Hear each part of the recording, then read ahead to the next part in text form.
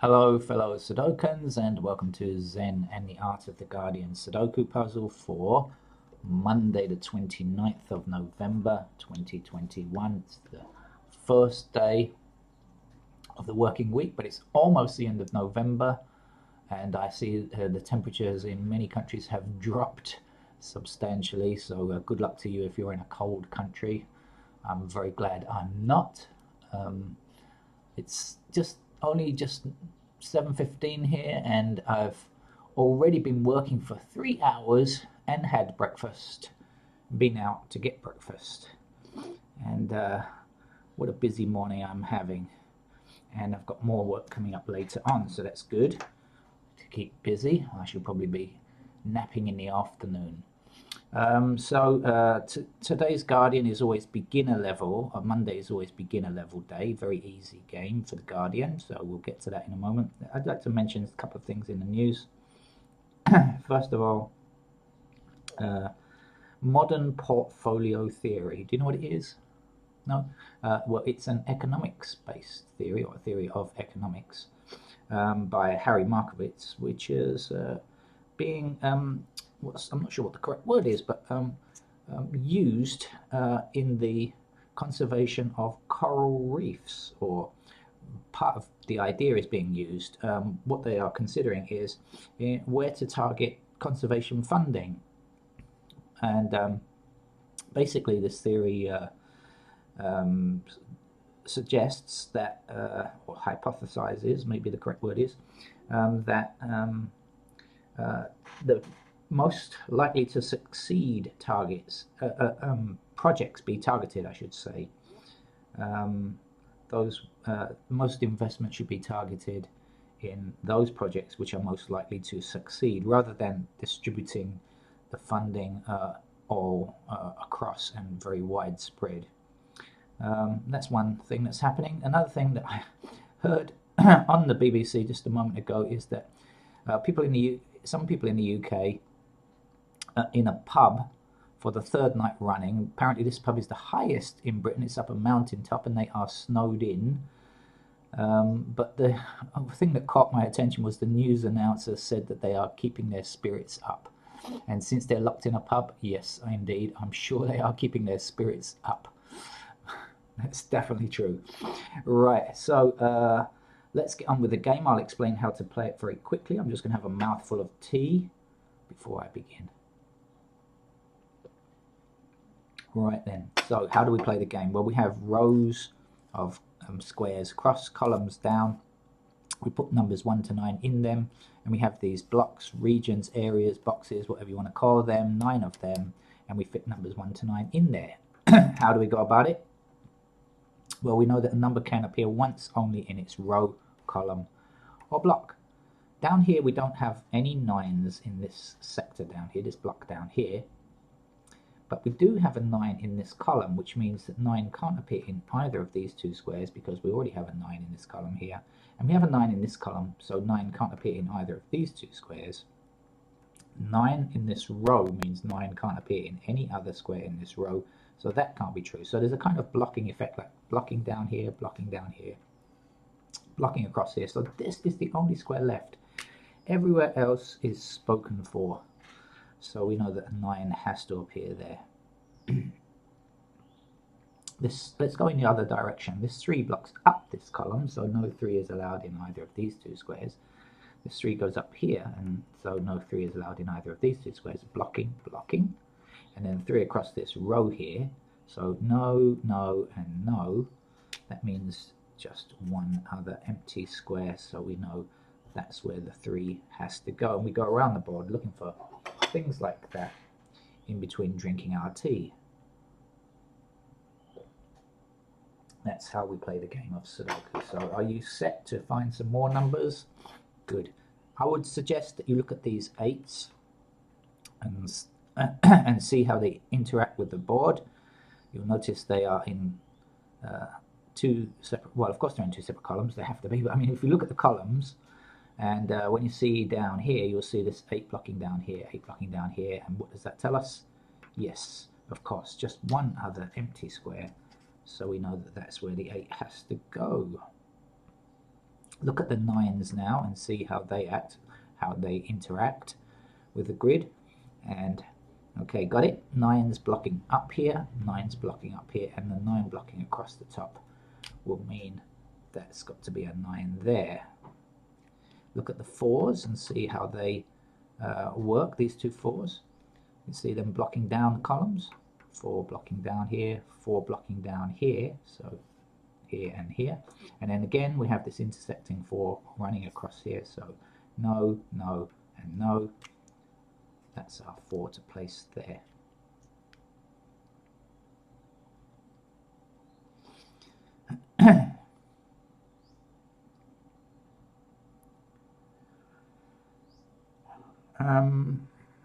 What else can we do?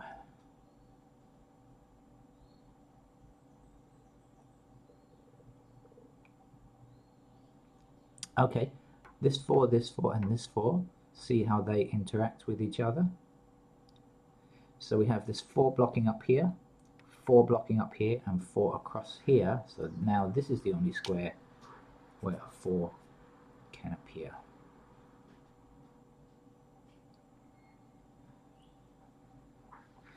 One and this one, look at these two ones here. Do you see how they work? Okay, 1 blocking across here, 1 blocking across here. It's got to be a 1 here. It's an easy game, isn't it? You see, you've been afraid of it for years, and now you see it was nothing difficult after all. Well, at this level it's not, to be honest with you, but there are certainly levels of extreme complexity and difficulty that will set your hair on fire.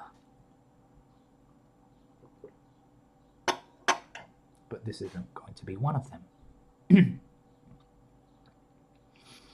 7, these two 7s now. Do you see how they kind of work along this row here, and this 7 working along this row? Okay, blocking and blocking. So guess what?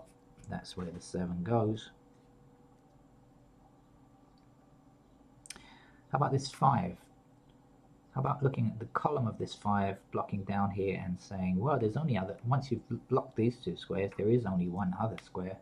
So we know the 5 goes there.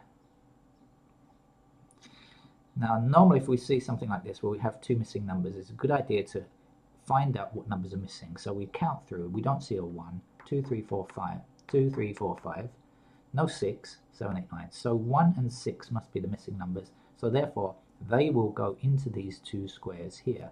Now actually we have an intersecting 6 here, so we know that this can't be the 6. So we know that the 6 goes here and the 1 goes here. The next step, absolutely the next step, is to look down this column, because we see 1 empty square, and if you see 1 empty square in a row or a column, you can always get it. So we count along. 1, do we have a 2? No. Should we check everything else? 3, 4, 5, 6, 7, 8, 9. There's no need to check those others, but if you are a beginner and you want to make sure you're playing the game right, I suggest you count them through. Excuse me. My cat is sitting very quietly on my lap this morning. Normally I don't let him in here, but he was meowing to come in, so I've allowed him, and as long as he sits quietly, and he is sitting quietly today, which is good. Right, this 1, it blocks up there, and so that's going to give us a 1 here. So as I say, normally we should just check the missing numbers. They are 6 and 7 actually, but we don't have any intersecting 6s or 7s, so we don't know for now, but that's okay, just won't worry about it. What's missing down here? Missing numbers down here are also 6 and 7 actually. Again, we don't have any missing 6 or 7 down here. That's okay. What we do have though is 2 blocking down here and 2 blocking across here. So that is going to be a 2. Now if you remember, we know this is 6 and 7, so we can work out this. Even though we don't know what these are, we can work out this number. We have 1, 2, 3, 4. Do we have a 5? No. Is it one of these? No. So we know 5 goes there. 6, 7, 8, 9. Okay.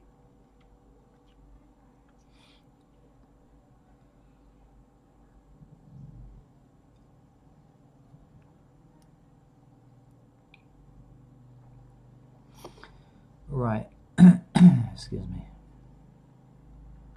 So let's see these ones and how they interact, these ones and this one. So one blocking up here, one blocking up here, one blocking across here. That's going to place a 1 in that square there.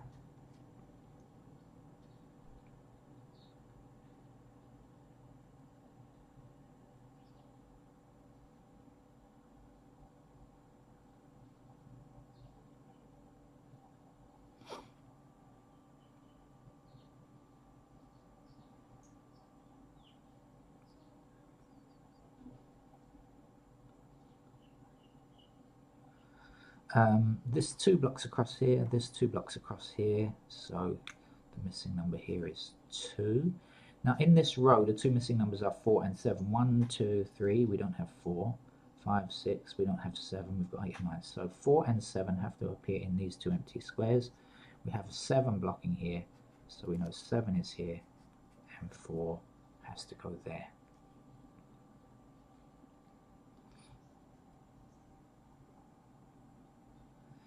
Seven blocking down here now, 7 blocking down here, that's a 7.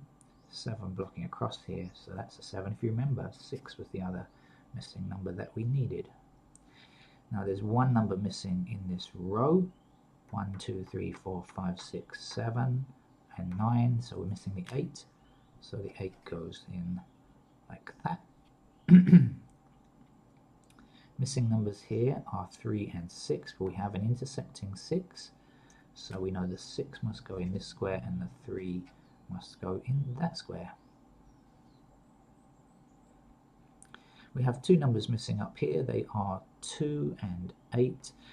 We have an intersecting 2, so we know that 2 goes here and the 8 goes here like this.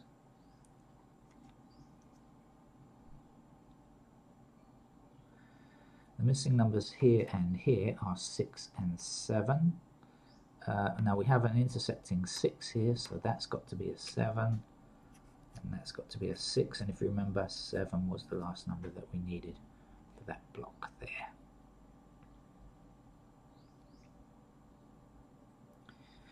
Missing numbers here are 3 and 6. 1, 2, we don't have 3. 4, 5, we don't have 6. 7, 8, 9. We have a blocking 6 here. So, oh sorry, cat. I hit the cat with my pen. 6 goes there and 3 goes there. I have the pen. 2 blocks down here, 2 blocks up here, 2 blocks across here, so that's 2. 2 is in fact the missing number down this column now. Let's change the pen. That's a 2.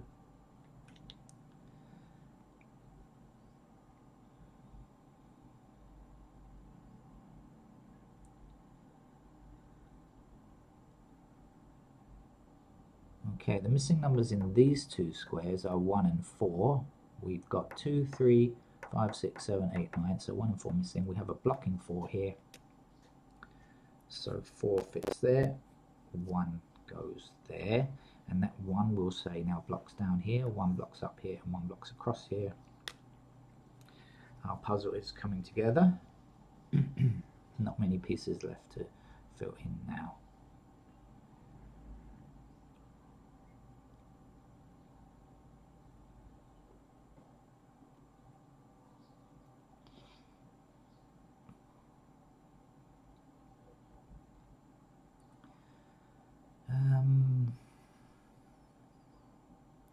Okay, 4 blocking across here, 4 blocking across here, and 4 blocking up here.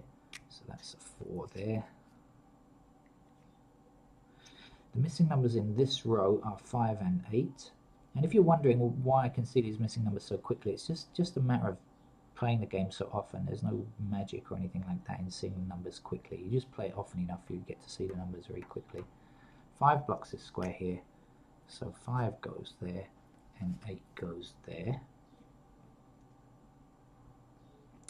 Now we have, this is more interesting, but we have 3 missing numbers here. They are 5, 8 and 9. 1, 2, 3, 4.